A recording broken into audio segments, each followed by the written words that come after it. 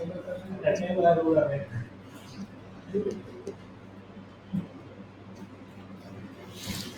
Guys,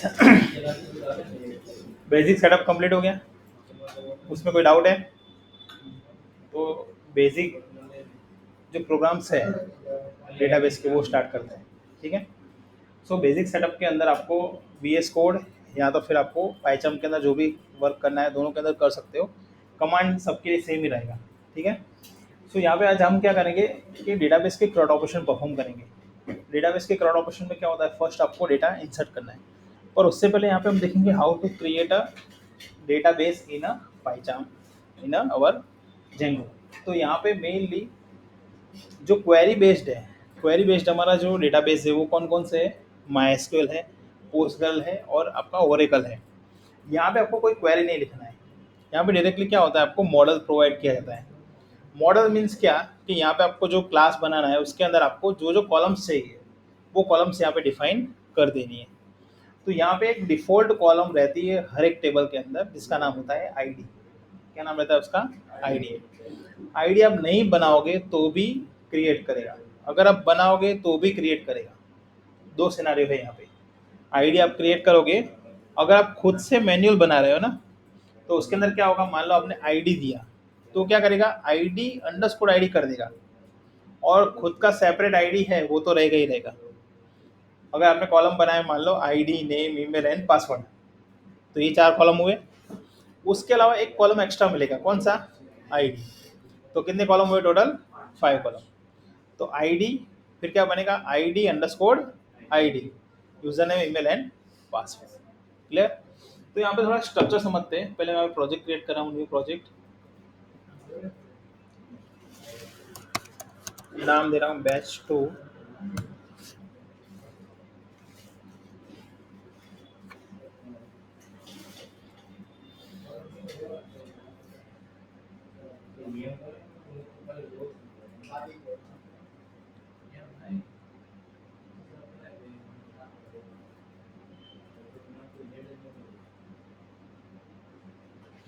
okay, first यहाँ पे क्या करना है, आपको प्रोजेक्ट क्रिएट करना है। प्रोजेक्ट कैसे क्रिएट करेंगे, ये तो आपका बेसिक प्रोजेक्ट है।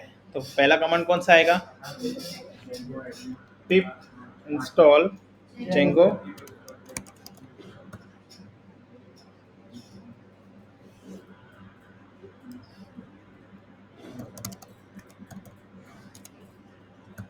पिप इंस्टॉल जेंगो।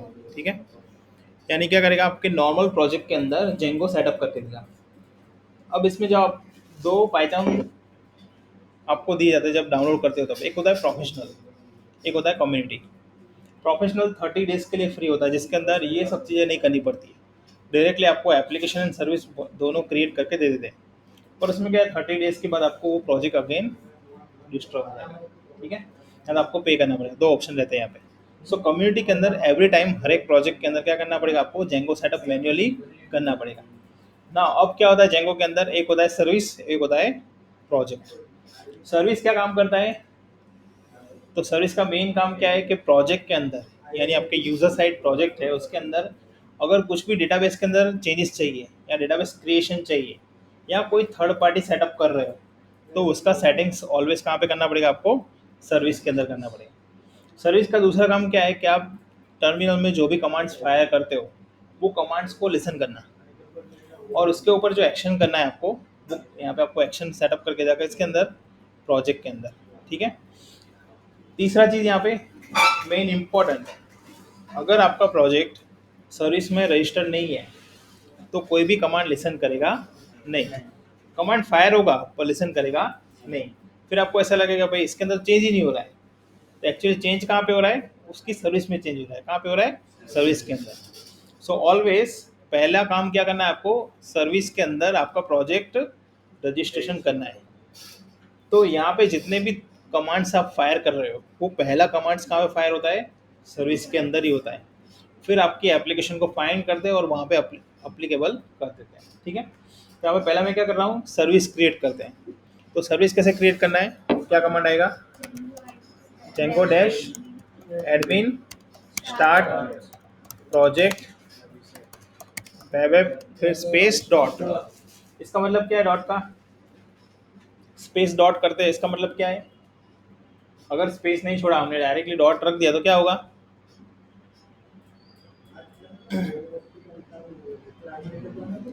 हम्म? तो यहाँ पे डॉट अगर नहीं आपने रखा है, डायरेक्टली वेब ऐप रखा है आपने, तो क्या होगा? जो मैनेज डॉट पी फाइल होती है वो वेब ऐप के अंदर बन जाएगी। कहाँ बनेगी? वेब ऐप फोल्डर के अंदर।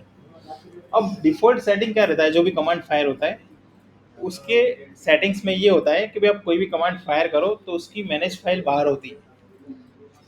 तो उसका डिफॉल्ट बात क्या होगा कि भाई मैनेज फाइल तो बाहर है ही। तो जब आप कमांड फायर करोगे ना तो वो क्या बोलेगा? ये कमांड मिल नहीं रहा है, ये कमांड मिल नहीं रहा है, क्योंकि वो मैनेज फाइल को पास ही नहीं हो रहा है। और मैनेज फाइल कहाँ पे? वेब ऐप के अंदर। तो आपको क्या करना पड़ेगा? सीडी करके वेब ऐप फोल्डर के अंदर जाना पड़ेगा, फिर वो कमांड अप्लाई करोगे तो रन होगा। समझ में आया? तो बार बार एप्लीकेशन के अंदर जाना, बार बार एग्जिट होना, तो वो चीज़ थोड़ा कॉम्प्लिकेशन हो जाएगा। इसलिए हम क्या करते हैं यहाँ पे? Web app space dot, dot से क्या होगा? मैनेज फाइल आपकी बाहर क्रिएट हो जाएगी। कहाँ पे? वेब ऐप फोल्डर के बाहर। क्लियर? देन यहाँ पे एंटर करो, ये हमारा सर्विस क्रिएट हो गया यहाँ पे। आ गया वेब ऐप। नाउ नेक्स्ट क्या क्रिएट करना है? एप्लीकेशन। तो एक सर्विस के ऊपर मल्टीपल एप्लीकेशन हो सकते हैं, सर्विस तो एक ही रहेगा। पूरे प्रोजेक्ट में सर्विस कितनी बार क्रिएट होगा?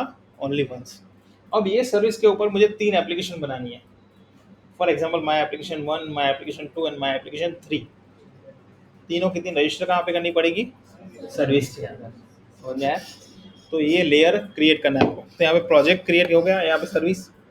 अब ये देखो मैनेज डॉट पी फाइल बाहर है ना। अब क्या करना है आपको? एप्लीकेशन क्रिएट करना है। तो उसके लिए कौन सा कमांड है? Python manage dot P Y start app app name, enter. ये क्या क्रिएट हो गया? आपका एप्लीकेशन आ गया वहाँ ऐप। नाउ पहला काम क्या करना है आपको? First work is web app के अंदर सेटिंग डॉट पी वाई में जाना है। उसके बाद कंपलसरी यहाँ पे ऐप को रजिस्टर करना है। कहाँ पे? इंस्टॉलेड ऐप के अंदर।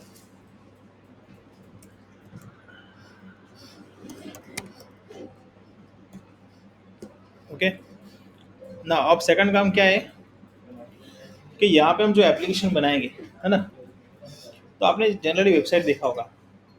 बाय डिफॉल्ट वेबसाइट क्या होता है कि फॉर एग्जांपल आपका यूआरएल है, तो फॉर एग्जांपल praxware.com, ये मेरा मेन यूआरएल है। तो जब ये यूआरएल कॉल होगा तो उसके अंदर जो डिफ़ॉल्ट फाइल है कौन सी होती है? index.html। कौन सी होती है? index.html। यानी वो हमारा मेन फाइल बन गया। फिर आप इंडेक्स में से कहाँ जाते हो? मान लो कॉन्टेक्ट्स पे चले गए, तो क्या होगा? मेन यूआरएल स्लैश कॉन्टेक्ट्स लिखाएगा। क्या लिखाएगा? कॉन्टेक्ट्स। तो जो कॉन्टेक्ट्स लिखा है ना वो आपका यूआरएल है। क्या है वो? यूआरएल। तो जितने भी आप सब पेजेस में जा रहे हो वो सारे के सारे यूआरएल है। अब एक चीज़ डेवलपर देखने जाओ, डेवलपर के साइड से देखने जाओ, तो वो क्या है? पेज है। क्या है? पेज। तो पाइथन के अंदर आपको कहीं भी यूआरएल के बाद स्लैश के बाद जो भी दिख रहा है वो आपका फंक्शन है। क्या है वो? फंक्शन। यानी फंक्शन नेम पास करोगे तो वो आपका पेज कॉल करके दे देगा। पीएचपी फाइल के अंदर क्या होता है कि main URL slash PHP file का नाम होता है। आपने चेक किया होगा contact us dot P H P. Dot net हो तो क्या लिखा होगा? ASPX लिखा होता है ना। जावा फाइल हो तो डॉट JSP, यहाँ तो ऐसा कुछ होगा। तो सब पेजेस हैं, पर पाइथन में सिक्योरिटी की वजह से डायरेक्ट पेजेस का नाम एक्सटेंशन हाइड रहता है, इसलिए आपको एक्सेसिबल रहेगा नहीं। सो आपको ओनली फंक्शन नेम मिलेगा। क्या मिलेगा? Function name. और फंक्शन नेम ट्रेस करने जाओ तो आपको यूआरएल तो मिलेगा नहीं। क्या मिलेगा? कोड मिलेगा। अब कोड में भी HTML फाइल का कोड तो रखा नहीं है हमने, सिर्फ HTML फाइल का नाम कॉल किया है। अब HTML फाइल को ट्रेस करने जाओ तो उसमें सिर्फ क्या है? यूआरएल है। तो फाइल तक पहुंचोगे तब तक तो बहुत बड़ा ट्रेसिंग करना पड़ेगा। यानी आप डायरेक्टली पाइथन के अंदर कहीं भी ट्रेसिंग नहीं कर सकते, क्योंकि ओनली फंक्शन का नाम ही कॉल हो रहा है। क्या हो रहा है? फंक्शन नेम कॉल हो रहा है। और वो फंक्शन नेम जो कॉल हो रहा है वो भी आपकी ऐप से नहीं हो रहा है, वो कौन रन कर रहा है, सर्विस रन कर रहा है। यानी ऐप तक तो जो एक्सपर्ट होगा हैकर वो पहुंच ही नहीं पाएगा, डायरेक्ट कहाँ पे जा रहे हैं हम, सर्विस के अंदर। तो इसलिए urls.py फाइल है हमारे पास एक, कौन सी फाइल है, urls.py फाइल, ये सर्विस के अंदर है। अब हम क्या करेंगे कि पर्टिकुलर यूआरएल, जितनी भी मेरी एप्लीकेशन के अंदर यूआरएल बनेगी, जितने पेज बनेंगे, वो यूआरएल का सेटअप हम कहाँ पे करेंगे, एप्लीकेशन के अंदर। कहाँ पे, एप्लीकेशन के अंदर। और जो एप्लीकेशन के अंदर यूआरएल को हम रखेंगे उसका पाथ कहाँ पे देंगे हम, सर्विस के अंदर। समझ में आ रहा है क्या करना है। अब इसका एक और रीज़न है करने का, कि मान लो यहाँ पे मेरे पास 3-4 एप्लीकेशन है एक सर्विस के ऊपर। अब मान लो मैं अलग अलग फाइल क्रिएट नहीं कर रहा, तो क्या होगा, सारी की सारी यूआरएल्स एक ही फाइल के अंदर आ जाएगी, फिर फाइंड करना थोड़ा डिफिकल्ट हो जाएगा। समझ आ रहा है। इसलिए हम यहाँ पे क्या करेंगे कि पर्टिकुलर ऐप को पर्टिकुलर यूआरएल फाइल दे देंगे, और उस फाइल को हम कॉल करेंगे सर्विस के अंदर। कहाँ पे कॉल करेंगे, सर्विस। तो पहला काम क्या करना है आपको, कि urls.py को कॉपी करो और माय ऐप फोल्डर, यानी आपका जो एप्लीकेशन है वहाँ पे आप पेस्ट कर दो। ओके। अब ये जो यूआरएल आपने पेस्ट किया उसका पाथ कहाँ पे देना है आपको, सर्विस के अंदर। कैसे देंगे, देखो ये पहले कॉपी करो, फिर यहाँ पे इंपोर्ट जो लिखा है ना वहाँ पे क्लिक करो, path comma include function.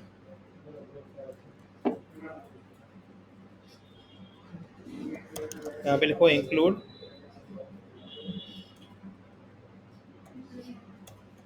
My app dot URLs.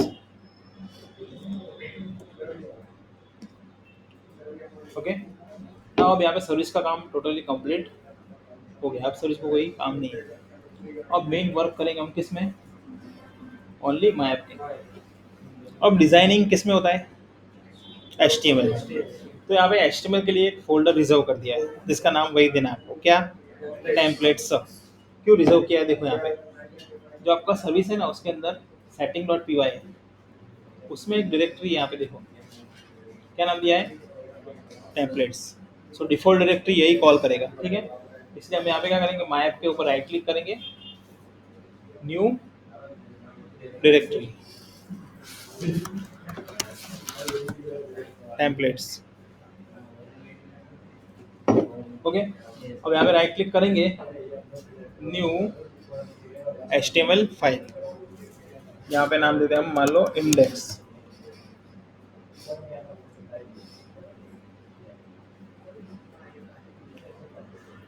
Default code आपको मिल जाएगा,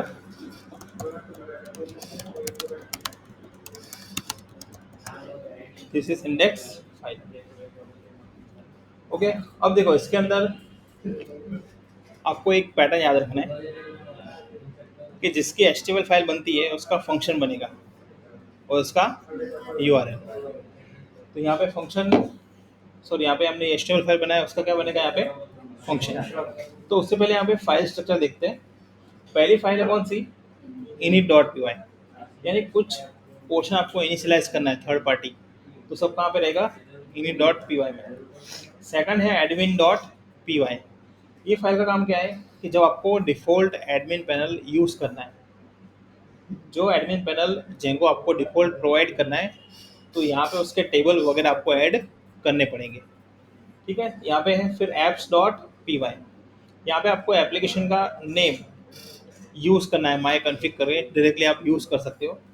सेकंड यहाँ पे है मॉडल्स, तो मॉडल्स में क्या होगा, ऑलवेज क्रिएट योर डेटाबेस। क्या होगा, डेटाबेस, यानी जितने भी टेबल्स बनेंगे सब कहाँ पे बनेंगे, मॉडल्स के अंदर। फिर ये यूनिट टेस्टिंग के लिए टेस्टर जो यूज़ करते हैं, यूनिट टेस्टिंग के लिए जो फाइल क्रिएट की है वो कौन सी है, test.py। फिर यूआरएल्स, आपके जितने भी फंक्शन बनते हैं वो सब फंक्शन का रजिस्ट्रेशन ये फाइल के अंदर करना है। And views, views your design, design as your function. क्या होगा, फंक्शन। तो यहाँ पे हमारा HTML फाइल क्रिएट हो गया है, जिसका नाम हमने यहाँ पे दिया है index dot H T M L. अब पहले यहाँ पे हम क्या क्रिएट करेंगे, व्यूज के अंदर फंक्शन क्रिएट करेंगे। तो फंक्शन कैसे क्रिएट करते हैं, डेफ इंडेक्स सॉरी रिक्वेस्ट, यहाँ पे आएगा रिटर्न रेंडर। ओके, अब देखो इसके अंदर as an argument every function pass is a request. क्यों रिक्वेस्ट जाएगा, क्योंकि ये फंक्शन सर्वर के ऊपर सबमिट होगा एज एन रिक्वेस्ट फॉर्मेट, और रिटर्न क्या करेगा, हमें हमारा HTML फाइल रिटर्न करेगा। क्या रिटर्न करेगा, HTML फाइल। अब HTML फाइल जब रिटर्न करवा रहे हैं तो उसको कौन सी मेथड हम प्रोवाइड कर रहे हैं, रेंडर। रेंडर से क्या होगा,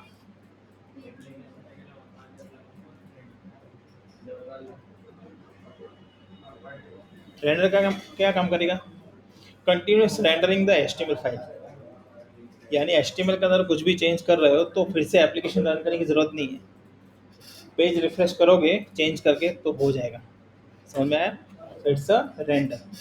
तो यहाँ पे ऐसा क्या पास करना है आपको, रिक्वेस्ट।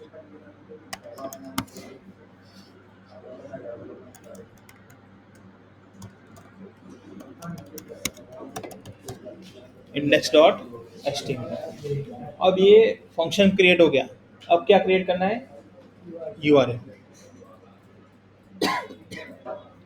अब URL क्रिएट करने से पहले हम चेक करेंगे फंक्शन कहाँ पे क्रिएट हुआ है, व्यूज के। तो व्यूज फाइल को यहाँ पे कॉल करेंगे कि from my app import views. फिर क्या करना है, ये कॉपी करना है,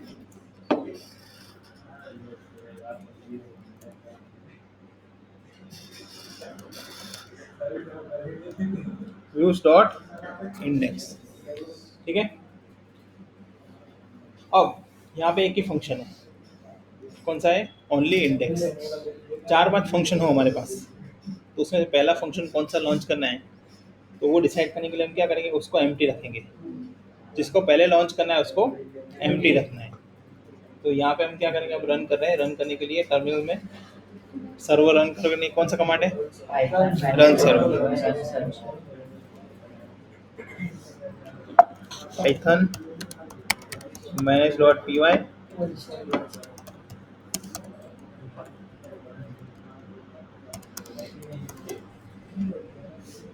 ओके, उसमें लोकल होस्ट URL है, उस पर आपको क्लिक करना है। Again this is the index file. Okay, यहाँ तक सेटअप कंप्लीट होगा। अब यहाँ पे हम क्या करेंगे, एक फॉर्म बनाएंगे। HTML फाइल के अंदर क्या करेंगे, हम एक फॉर्म क्रिएट करेंगे। वो डेटा इंसर्ट करना है आपको डेटाबेस के अंदर। कहाँ पे, डेटाबेस पे। तो यहाँ पे हम क्या करेंगे, फर्स्ट ऑफ ऑल फॉर्म सीखा है ना HTML। ओके, पहले आपको यहाँ पे क्या करना है, फॉर्म टैग लेना है। उसके अंदर यहाँ पे लेंगे हम input type is equal to text, place holder रखेंगे, भी एंटर नेम। यहाँ पे ऑलवेज एक चीज़ आपको ऐड करनी ही है डेटा गेट करने के लिए। देखो, दो तरीके से डेटा हम स्टोर कर सकते हैं। एक ये फॉर्म है, फॉर्म के वजह से, और एक डिफ़ॉल्ट इनबिल्ट फॉर्म आता है जेंगो के अंदर। तो उसमें क्या है, आपको ये चीज़ें लिखनी नहीं पड़ती। उसका नाम जो हम पास करते हैं यहाँ पे, फॉर एग्जांपल नेम प्रॉपर्टी है कि नेम इज़ यू नेम। ठीक है, तो ये सब चीज़ें हमें पास करने की ज़रूरत नहीं पड़ती। डायरेक्ट हम क्या लिखते हैं, फॉर्म डॉट सेव। तो जितने भी फील्ड है सारे ऑटोमेटिकली सेव हो जाएंगे। तो उसका यूज़ कब होता है कि जब आपके पास नंबर ऑफ आर्ग्यूमेंट ज़्यादा है, 30 आर्ग्यूमेंट्स है फॉर एग्जांपल, तो 30 के लिए हम ये लिखने नहीं बैठेंगे और 30 की वैल्यू कहीं भी वेरिएबल में स्टोर करेंगे नहीं, वो चीज़ें लंबी हो जाएगी। तो उसका बेटर सॉल्यूशन क्या है, फॉर्म इनबिल्ट फॉर्म होता है, उसको सेव करो, जिससे पूरी मेथड वेरिएबल सब क्या हो जाएंगे, एक साथ स्टोर हो जाएंगे। ठीक है, तो इसमें अभी जो हम देख रहे हैं वो क्या है, मैनुअल है, मैनुअल यूजिंग पोस्ट मेथड। किससे, पोस्ट मेथड। अब यहाँ पे दो मेथड रहती है, गेट एंड पोस्ट। देखो, फॉर्म आप क्रिएट किया, फॉर्म के अंदर यहाँ पे आप लिखोगे मेथड, दिख रहा है क्या है, गेट एंड पोस्ट। दोनों में डिफरेंस क्या है? गेट एंड पोस्ट में डिफरेंस क्या रहता है? रिवर्स बोला। गेट में डेटा यूआरएल में जाता है, जैसे आपने user name email ID password pass कर दिया और मेथड क्या रखा आपने? गेट। तो वो डेटा यूआरएल जो बनेगी ना आपकी, उसमें दिखेगा आपको कि भाई यूजर नेम ये है, ईमेल ये है, पासवर्ड ये है, यानी कोई भी दे सकता है उसको। तो सिक्योर हुआ वो? नहीं। तो यहाँ पे जब भी डेटा आपके पास पासवर्ड वाला हो या तो कोई डेटा सबमिट करना हो जहाँ पे यूजर का इंटरेक्शन नहीं होना चाहिए या कोई आउटसाइड यूजर नहीं दिखना चाहिए, तो वहाँ पे ऑलवेज मेथड क्या यूज करेंगे हम? पोस्ट। तो पोस्ट के अंदर क्या होता है? डेटा पैरामीटर फॉर्म में पास होता है। इसमें होता है पैरामीटर फॉर्म। तो उसमें क्या दिखती है? ओनली यूआरएल दिखती है। क्या उसकी यूआरएल मान लो हमने बनाया यहाँ पे सेव, तो वहाँ पे क्या लिखा होगा? Only save. और अगर वही चीज़ आपने गेट यूज किया तो क्या लिखा होगा? Save question mark username is equal to this and password this, email दिस, सब लिखा होगा उसके अंदर। तो वो चीज़ें पब्लिक हो जाती है। तो यहाँ पे हम क्या यूज करेंगे? Post method. इनपुट टाइप, फिर यहाँ पे नेम दिया मैंने यू नेम, फिर break, then input type email,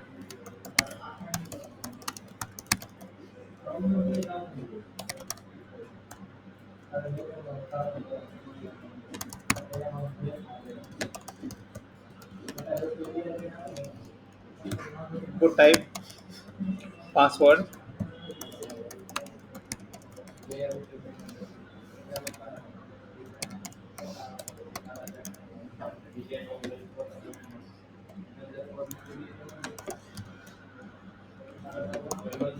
button type क्या आएगा? सबमिट। ओके, यहाँ पे हम नाम देंगे सेव। क्लियर? यानी आपको कुछ ऐसा फॉर्म दिखेगा ऐसा। ओके, तीन चीज़ आप पास करोगे, सेव करोगे, तो तीनों स्टोर होनी चाहिए कहाँ पे? डेटाबेस के अंदर। तो अब हमें क्या क्रिएट करना है? डेटाबेस। तो वो कहाँ पे क्रिएट होगा? मॉडल्स डॉट पी वाई में। तो यहाँ पे create your models here. Okay, तो यहाँ पे हम फर्स्ट क्रिएट करेंगे क्लास। क्या क्रिएट करना है? क्लास। फिर क्लास का नाम, यानी वो आपका टेबल नेम बनेगा। क्या बनेगा? Table name.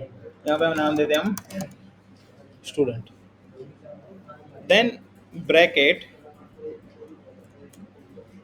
अब यहाँ पे क्लास, फिर यहाँ पे क्या है? स्टूडेंट।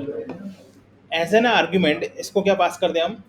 मॉडल पास कर दें। क्या पास कर दें? मॉडल। अब देखो ये मॉडल्स आपको दिख रहा है कि from Django dB import models. ये हमें क्या प्रोवाइड करेंगे? डेटा टाइप, फील्ड एंड जो इनबिल्ट टाइप है सारी की सारी यहाँ पे मॉडल से मिलेगी हमें। तो ये जो क्लास बनाया है वो हमें जेंगो को बताना पड़ेगा कि ये हमारा मॉडल है, ऐसा हमें डिफाइन करना पड़ेगा। ठीक है? जैसे एब्स्ट्रैक्ट मेथड होता है क्लास के अंदर, तो हम क्या लिखते हैं? एब्स्ट्रैक्ट क्लास, फिर क्लास नेम लिखते हैं। तो वैसे ही ये हमारा मॉडल है, वैसे उसको डिफाइन करना है। तो वो डिफाइन करने के लिए यहाँ पे क्या करना है आपको? ब्रैकेट के अंदर मॉडल्स डॉट मॉडल। क्या लिखना है आपको? Models dot model. ये हमारा क्लास क्या बन गया? मॉडल। कौन से नाम का बना? स्टूडेंट। नाउ सेकंड यहाँ पे क्या है आपको? फील्ड नेम सेट करना है। और फील्ड नेम यहाँ पे सेट करो तो एक रूल्स याद रखना, वेरिएबल का रूल्स है, स्पेस नहीं देना है, स्पेशल कैरेक्टर अलाउ नहीं है, नंबर से स्टार्ट नहीं करना है। ठीक है? अंडरस्कोर आप यूज़ कर सकते हो। क्लियर? तो यहाँ पे पहला फील्ड कौन सा है हमारा? यूनेम। अब यूनेम के अंदर मॉडल हमें प्रोवाइड करेगा उसका डेटा टाइप्स, तो मॉडल्स डॉट कैरेक्टर फील्ड। अब यहाँ पे उसकी लेंथ पास करनी है, तो यहाँ पे मैक्स लेंथ आएगा। मैक्स लेंथ हम सेट कर रहे हैं 30। सेकंड फील्ड क्या है हमारा?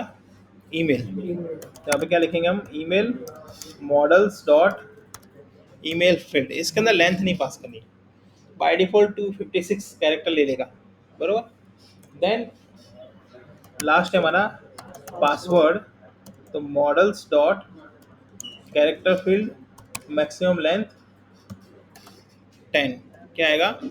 Maximum length 10।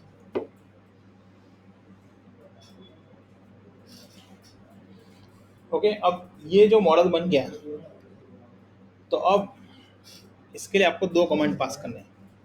पहला है मेक माइग्रेशन और दूसरा है माइग्रेट। तो ये मॉडल जब बना इन अ क्लास फॉर्मेट, तो माइग्रेशन कमांड क्या करेगा, इसका रेप्लिकेशन फॉर्मेट क्रिएट करेगा एसक्यूएल के अंदर। किसके अंदर?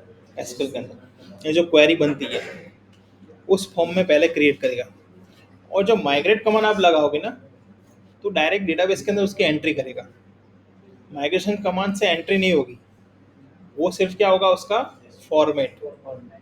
ये जो आपको यहाँ पे फोल्डर दिख रहा है माइग्रेट टेबल, ये माइग्रेशंस। अब इसमें क्या है, init.py। अभी इसमें कुछ है? कुछ नहीं है। तो यहाँ पे हम फर्स्ट कमांड जो फायर करेंगे, कौन सा कमांड आएगा? पाइथन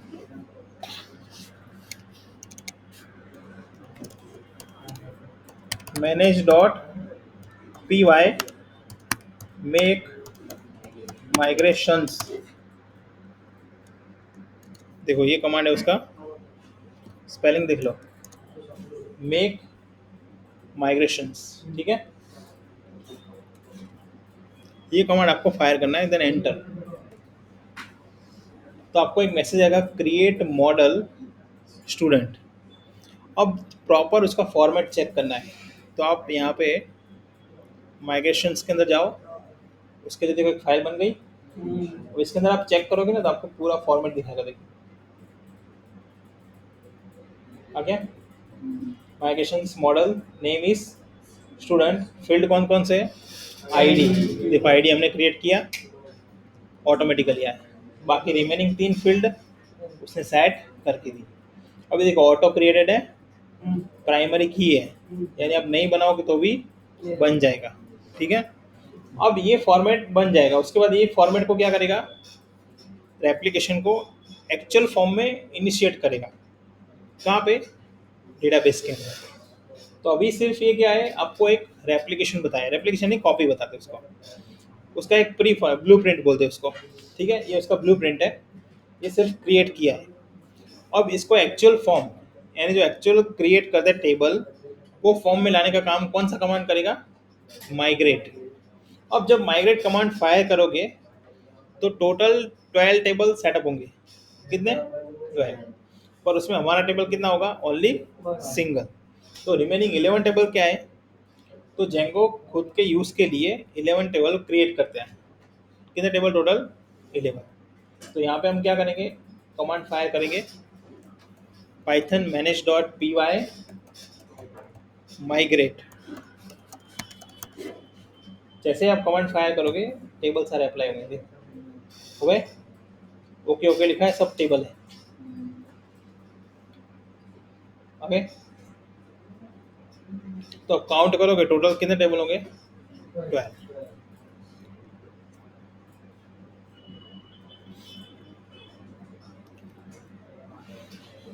ओके, अब यहाँ पे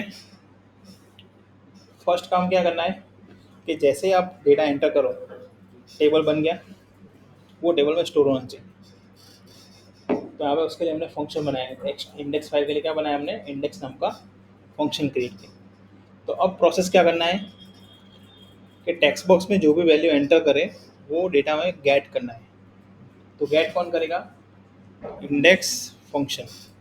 तो यहाँ पे पहले हमें क्या चेक करना है? पहले हमें ये चेक करना है कि आपने जो मेथड पास किया है रिक्वेस्ट का, वो कौन सा है। तो पहले वो कंपलसरी पोस्ट होना चाहिए। फिर as an request format, post method में आपने जो डेटा पास कर रहे हो, वो फील्ड का नाम क्या है? तो भाई यू नेम दिया, एक हमने क्या दिया? You name. दूसरा फील्ड आपने जो पास किया, उसमें सेकंड फील्ड क्या था कि भाई ईमेल है। और तीसरा फील्ड जो है हमारा रिक्वेस्ट, उसका नाम क्या है यहाँ पे? वही पासवर्ड दिया। अगर मान लो तीनों सही है तो हम क्या करेंगे, तीनों की वैल्यू को एक वेरिएबल के अंदर स्टोर करेंगे। ठीक है, तो यहाँ पे मान लो यू नेम है, उसके लिए मैं वेरिएबल देता हूँ यू। ईमेल है तो उसके अंदर वेरिएबल देते हैं हम ई। और पासवर्ड के लिए E is equal to request dot post. ये कंडीशन सही हुआ तो ये तीन डेटा हमें मिल जाएंगे। अब तीन डेटा जब मिल जा रहे हैं तो हम किसको देंगे, टेबल को देंगे। तो पहले टेबल को यहाँ पे कॉल करना पड़ेगा। तो कैसे कॉल करना है, फ्रॉम डॉट मॉडल्स, दिख रहा है। फिर मॉडल का नेम, क्या नाम है, स्टूडेंट। तो यहाँ पे हम क्या करेंगे कि भाई स्टूडेंट है, उसको डेटा पास करेंगे। तो मॉडल में आपने यूजर नेम के लिए क्या नाम दिया आपने, देखो क्या नाम है, यू नेम। तो यहाँ पे हम क्या करेंगे, U name is equal to, U name की वैल्यू किस में है, यू में है। तो यहाँ पे क्या सेटअप करेंगे, यू। फिर ईमेल, तो ईमेल की value E. And password is equal to, आगे ये लेफ्ट साइड जो है सारी, वो किसकी वैल्यू है, मॉडल। और राइट साइड जो वैल्यू है यू ई पी, ये सब किसकी है, वेरिएबल्स वैल्यू। क्या है, वेरिएबल्स वैल्यू। यानी इन शॉर्ट वैल्यू असाइन कर रहे हो किसको, कॉलम्स को, किसको, कॉलम्स को। ठीक है, अब यहाँ पे जो भी क्वेरी एग्जीक्यूशन में आएगी, जो भी क्वेरी सेटअप होगी, वो क्वेरी को हमें क्या करना है, सेट करना है, यानी सेव कर लेना है। क्या करना है, सेव करना है। तो यहाँ पे हम क्या करेंगे, एक वेरिएबल लेंगे, object is equal to object dot save. ये क्वेरी जब एग्जीक्यूशन में आएगी और जो क्वेरी जनरेट होगी, उसको क्या करना है, हमें एक वेरिएबल में लेके सेव कर देना है। ये डेटा क्या हो जाएगा, सेव हो जाएगा। अब सेव होने के बाद कोई पेज पे जाना है आपको, अभी कोई पेज है नहीं, तो हम क्या करेंगे, उसी पेज को रिफ्रेश करवाएंगे। क्या करेंगे, उसी पेज को रिफ्रेश करेंगे। तो पेज को चेंज करना या सेम पेज को रिपीट करना, उसके लिए एक मेथड होती है रीडायरेक्ट। कौन सी मेथड होती है, तो जो यहाँ पे रेंडर लिखा है ना, उसके कॉमा करके यहाँ पे लिखोगा रीडायरेक्ट आ गया। तो यहाँ पे हम क्या करेंगे, रिटर्न रीडायरेक्ट है। अब सेम पेज को रिपीट करना है, तो फंक्शन नेम क्या है, इंडेक्स है ना। तो अब उसके अंदर मैं यहाँ पे मान लो ऐसा लिख रहा हूँ कि स्लैश इंडेक्स। तो उसका मतलब क्या होगा, इंडेक्स स्लैश इंडेक्स, यानी इंडेक्स नाम का एक और पेज है, ऐसा कुछ है। तो यहाँ पे कंफ्यूज होगा, हमें क्या बोलना है उसको, उसी पेज, यानी जो पेज में हो उस पेज को रिपीट करो, यानी सेल्फ। तो उसके लिए यहाँ पे क्या करना है, स्लैश हैश। क्या लिखना है, हैश, यानी सेम पेज को रिफ्रेश करेगा। ठीक है, अब इसको चेक करते हैं। एक एरर आएगा, वो एरर आपको बताता हूँ क्या आएगा।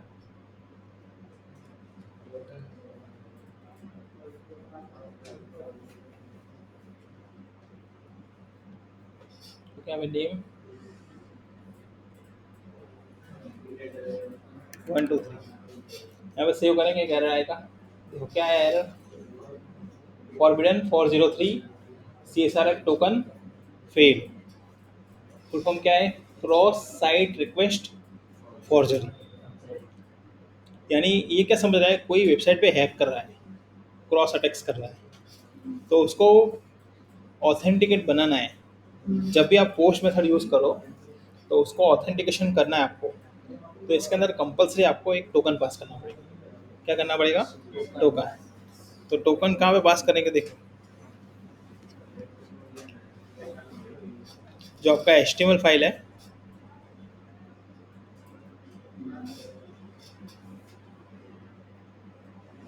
दिख रहा है, फॉर्म के अंदर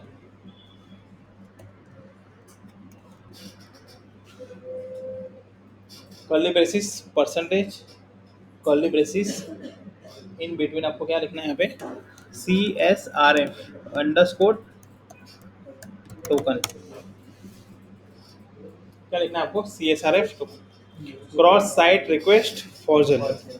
अब ये टोकन क्या करेगा, जैसे यहाँ पे हम सबमिट करेंगे तो यहाँ पे लोकल डेटाबेस के अंदर वो एक टोकन क्रिएट करेगा और जो उसने जनरेट किया है टोकन उसको मैच करेगा। तो अब रिक्वेस्ट और रिस्पॉन्स आएगा, जब सबमिट हुआ पेज और रिस्पॉन्ड किया उसको, तो अब भी टोकन एक रिटर्न करेगा। तो जनरेट टोकन हुआ है और रिटर्न कर रहा है टोकन, दोनों क्या होने चाहिए, इक्वल होने चाहिए। इट मीन्स कि वेबसाइट सेफ है। तो अगर यहाँ पे टोकन नहीं लिखा है, इट मीन्स कि जो आप एंटर कर रहे हो वेबसाइट के अंदर वही गलत है, तो रिस्पॉन्ड करेगा ही नहीं आपको। समझ में आया, वहाँ से पेज क्या कर दिया इसने, फॉरबिडन कर दिया।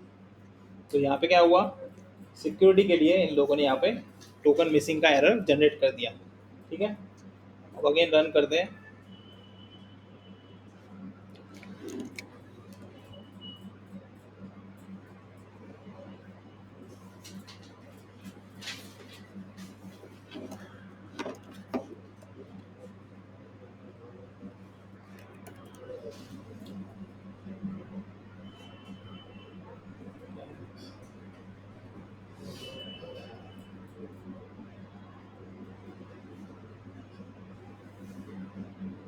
स्टूडेंट पासवर्ड वो सर मॉडल्स के अंदर है ना, गलती ये हो, एक एस कम था। अच्छा पासवर्ड हो गया डायरेक्ट। ओके, तो यहाँ पे क्या लिखना पड़ेगा, वो गलत ही लिखना पड़ेगा। बरोबर, कर सकते हो। फिर वहाँ पे आप अगेन क्या करना पड़ेगा आपको, हाँ देखो पासवर्ड लिखा, अब सही हो गया यहाँ पे, यहाँ पे सही हो गया पर टेबल में सही हुआ नहीं हुआ। तो उसके लिए अगेन क्या करना है, पहले आपको मेक माइग्रेशन। ठीक है, यहाँ पे क्या पूछेगा आपको, चेंज करना है, यस। ठीक है, अब रीनेम हो गया। अब क्या कौन सा कमांड आएगा, माइग्रेट। तो यहाँ पे नेम चेंज हो गया, देखा है ना। अब यहाँ पे इसके अंदर पासवर्ड आ गया सही।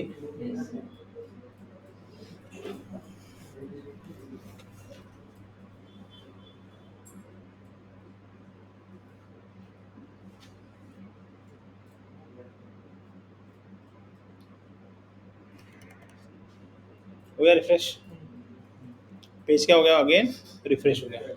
अब चेक करना है डेटा आया कि नहीं आया, है ना।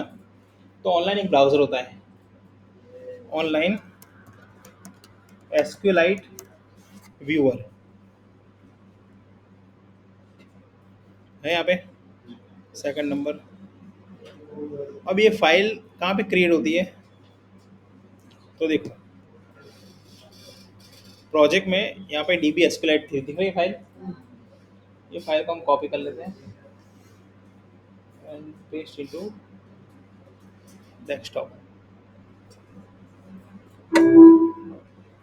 ओके, अब ये फाइल को क्या कर रहा हूँ मैं, ड्रैग एंड ड्रॉप कर रहा हूँ, देखो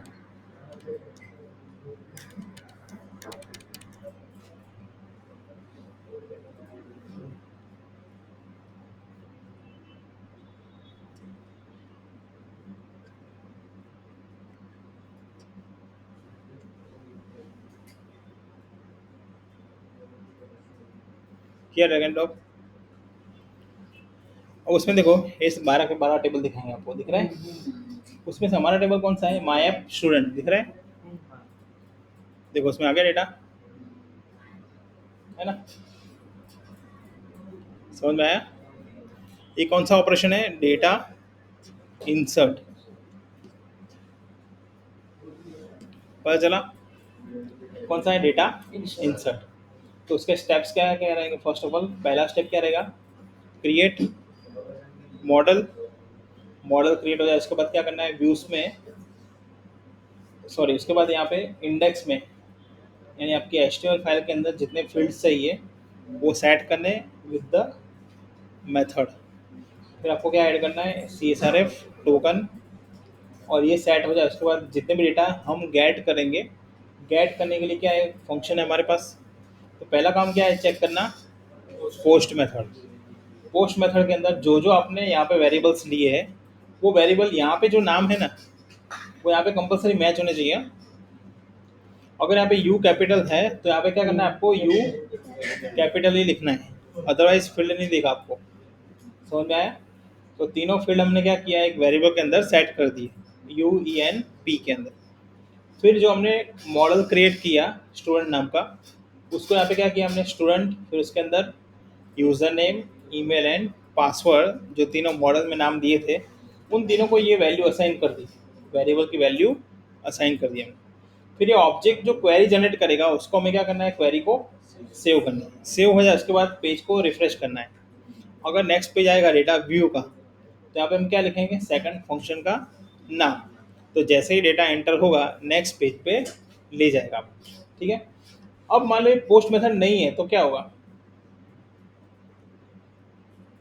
वहाँ पे आपने गलती से गेट किया और यहाँ पे क्या है, पोस्ट, तो क्या होगा, तो यहाँ पे अगेन ये पेज को रिफ्रेश कर देगा। क्या कॉल करेगा, रेंडर मेथड अगेन कॉल कर देगा। समझ में आ रहा है? क्योंकि इफ कंडीशन में एंटर हुआ नहीं तो क्या होगा, रन रेंडर मेथड। समझ में आया? तो ये हमारा डेटा इंसर्ट हुआ। फिर नेक्स्ट हम देखेंगे data show, how to get the data from table and display in a table. समझ में आया? तो इसके लिए आपको क्या करना है, यहाँ पे ये तीन फील्ड आपको सेट करनी ही है। और आपको एक रजिस्ट्रेशन फॉर्म बनाना है। क्या बनाना है, रजिस्ट्रेशन फॉर्म। उसके अंदर आपको वैलिडेशन क्या रखना है कि अगर यूज़र नेम, ईमेल और पासवर्ड तीनों में से कोई भी एक ब्लैंक है तो अलर्ट करना है। क्या करना है, अलर्ट। अगर तीनों फिलअप किए हुए हैं तो क्या होना चाहिए, सेव होना चाहिए। तो उसके लिए यहाँ पे हमने कंडीशन सीखा था कोर पाइथन के अंदर। इफ कंडीशन आता है ना, तो उसमें क्या आएगा, if U is equal to M T and E is equal to M T and P is equal to M T, तो कुछ अलर्ट देंगे या तो कुछ मैसेज देंगे। एल्स पार्ट में ये आपका पूरा कोड आएगा। कहाँ पे आएगा, एल्स पार्ट में। ठीक है, तो वैलिडेशन के साथ आपको ये जनरेट करना है। बूटस्ट्रैप सिखाया आपको, बूटस्ट्रैप पे डायरेक्ट यूज़ कर सकते हो आप। तो बूटस्ट्रैप के अंदर वैलिडेशन फॉर्म तो डायरेक्ट मिलता ही आपको, तो वो भी यूज़ कर सकते हो। ठीक है, अगर नॉर्मल पहले आपको सिर्फ प्रैक्टिस के लिए देखना है तो पहले ये देख लेना, फिर वैलिडेशन वाला इम्प्लीमेंट करना, और इसके अंदर कुछ दिक्कत आ रही है मेरे को बताना। ठीक है, आज से क्या कर रहे हैं, इंसर्ट कर रहे हैं। फिर नेक्स्ट क्या देखेंगे, शो, अपडेट एंड डिलीट, तीनों एक साथ कंप्लीट हो जाएंगे। क्लियर? Yes, sir.